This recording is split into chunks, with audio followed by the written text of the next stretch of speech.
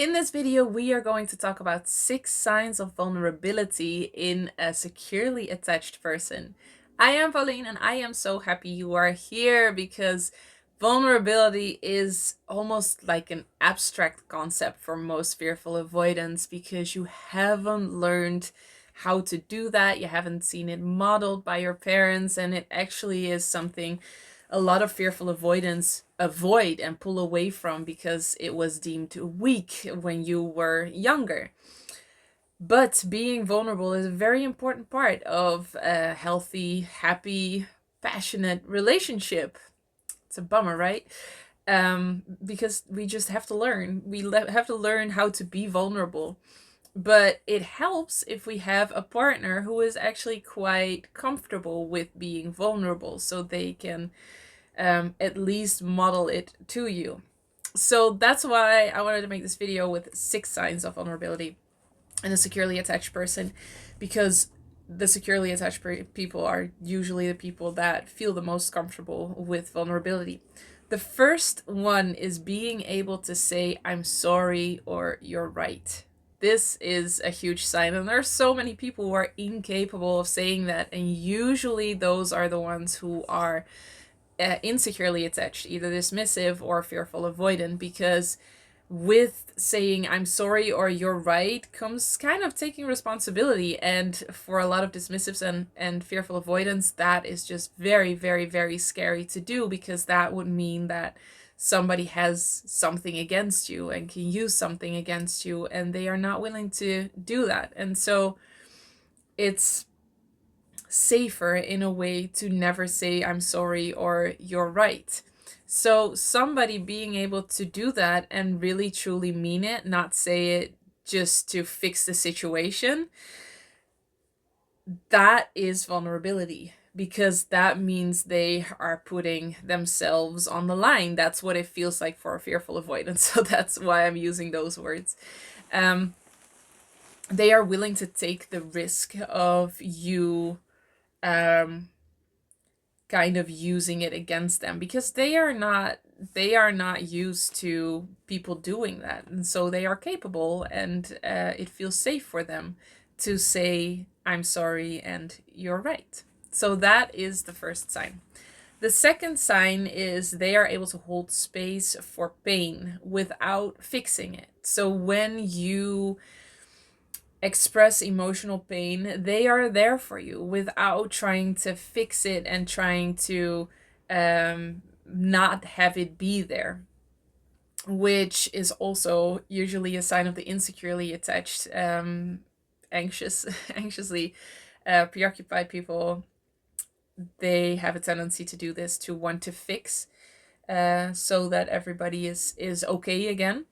But actually holding space for pain, so just being with the pain, being together with that other person in their pain, that is so powerful. And why this is a sign of vulnerability of the securely attached person is because if they are capable of doing that for somebody else, they are so much more comfortable expressing pain themselves, because they know that holding space is the most healthy way of dealing with that. While when you've learned when you were little that expressing pain in whatever way would mean you either get rejected, abandoned, or somebody would panic and try to fix it, you would not express that pain so easily, because as soon as you do that, it becomes about that other person, even when they are trying to fix it. Because the reason people try to fix your pain is because they feel uncomfortable with you having pain, seeing you in pain. So somebody being able to hold space and not fix, but just be there with you and allowing you to express that, is a very clear sign that they themselves are very capable of being vulnerable too. The third sign is expressing needs. So they have no real problem expressing their own needs. They tell you what works for them and what doesn't work for them. And this is a tricky one, because for fearful avoidance, when you haven't really healed yet, or you haven't healed this part yet, Um, Somebody else expressing needs can come across as threatening to you, because if somebody else has needs, who is going to look after yours? A lot of fearful avoidants grow up in codependency, and so that means I take care of you and you take care of me. And sometimes that just means you take care of your parent and not really the other way around. And so when a partner expresses needs, that can trigger the pain that you have in, oh, but then nobody is going to take care of me and take care of my needs. That is obviously not the case, because a securely attached person might express their needs and might want to see if you can help fulfill those needs, but they don't expect it from you, they don't demand it from you. And a person that has their needs met is way more capable of helping other people meet their needs than when you are surviving and feeling like none of your needs are met. So somebody expressing their needs can actually be a very good thing. I do have to say that some insecurely attached people express needs all the time, and it seems like it's never enough. Like they're almost in a panic constantly and constantly asking for help and asking for things, and that is not what I mean here. Because that is not necessarily vulnerability, that is more feeling very powerless and almost being in a victim role where you want to be saved. So there is a distinction to be made, and I hope this is clear enough. But just the expression of needs in a healthy way, that can definitely be a sign of vulnerability in a securely attached person. And then the fourth one is actually putting up boundaries, which might surprise you too if you have the tendency towards codependency. Because for somebody that is brought up in a codependent way, boundaries is super cold and selfish and just something you don't do. So when you have a partner that just puts up boundaries naturally, it can feel like major rejection, and it can actually hurt you. Well, that is not the intention of your partner. They are just stating what they don't want to do or what they do want to do. And this is a very, very healthy and important part of relationships, because the more you are able to put up boundaries, the more you are able to connect. This is a very interesting link that I can actually make a whole different video about, so I'm writing it down. Boundaries and connection. Because we usually think that when we want a deep connection, we have to completely lose ourselves and not have any boundaries, because then we become one. That's codependent thinking. And the other way around is true, that when you put up boundaries, you feel more safe to actually connect at a deeper level, because you know that at any point you can say, no, I don't want this, or I don't want to go any further, or this doesn't feel good for me. And so that is vulnerable. Putting up a boundary is vulnerable, because you could say no. People could violate your boundaries. And therefore, somebody, a person, a partner that puts up boundaries is actually capable of being vulnerable, because they have a way of also protecting themselves when it becomes too much.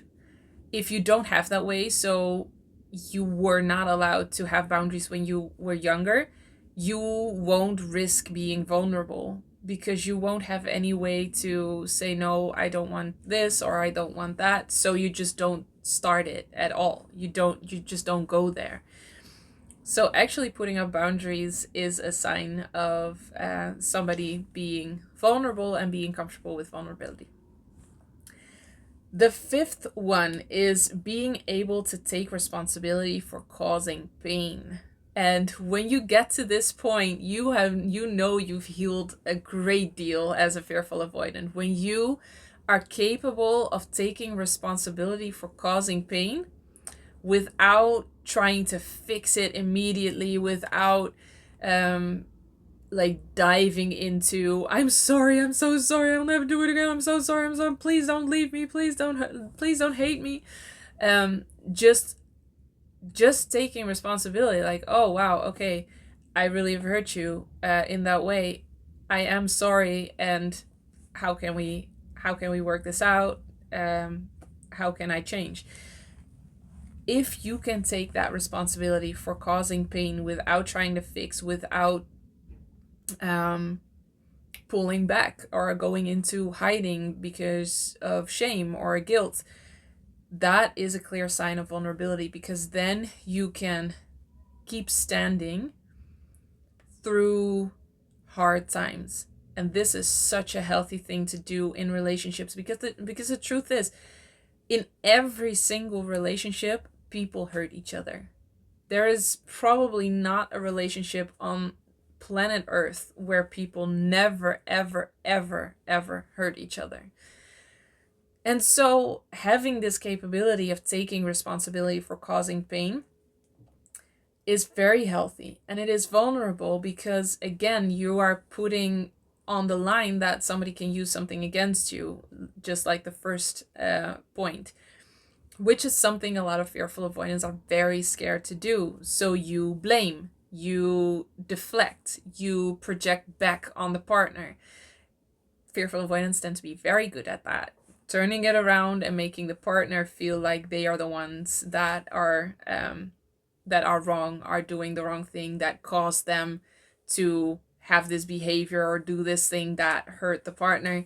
And that is all because we have so much fear around taking responsibility for causing pain. We've learned that causing pain is like the worst thing you can do. And so we find all these kind of non-functional, dysfunctional ways to make sure we don't feel the pain that we've caused, if that makes sense. Like, we would rather blame and get angry at that person than feel, oh, I've hurt somebody. That is just, for a fearful avoidant, is just so big, is so overwhelming. And this is actually one of the reasons that a lot of fearful avoidants have intense doubts about their relationship, and feel like they have to know for certain, like perfectly, that this is the one forever, because they feel like we if I don't, I might hurt them down the line, and then I'm a horrible person. So that belief is underneath all of this, and that's a belief a lot of fearful avoidants have. So being able to take responsibility for causing pain is a very good sign of vulnerability in a securely attached person. And then the last one is sharing the deepest fears. Um, a lot of fearful avoidants won't want to do this because it feels very vulnerable. Sharing fears and sharing things you're scared of that the other might think, um, because that can be used against you in an argument or in whatever way, and that would make the fearful avoidant feel dumb, and dumb for showing their heart and being open and vulnerable. So somebody sharing some of their deepest fears is a sign of vulnerability, a very clear sign of vulnerability. Also, here the caveat is that if they share all of their fears constantly, that is probably not a very healthy sharing of deepest fears.